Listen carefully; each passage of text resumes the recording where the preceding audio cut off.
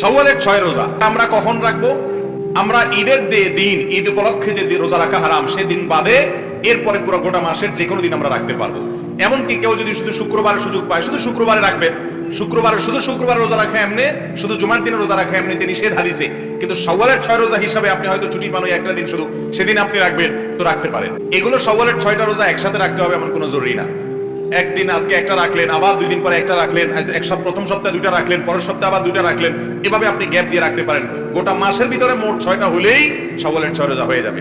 এখন যারা মাসিকের কারণে রমজান রোজা ভাঙতি হয়েছে তারা সেই রোজাগুলো আগে রাখবেন না শাওয়াল রোজা আগে রাখবেন, এ নিয়ে ওলামাদের 2 রকমের মতই আছে।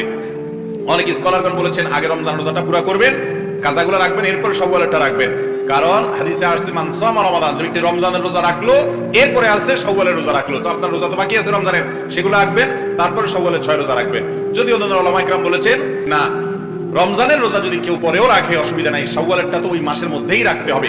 শাওয়াল মাস চলে গেলে যদি আপনি রাখেন এই 6 রোজার সওয়াব আর পাবেন না, এটা সাধারণ রোজার সওয়াব হবে। অতএব শাওয়ালের 6 রোজা আমাদের ছাড়া উচিত না।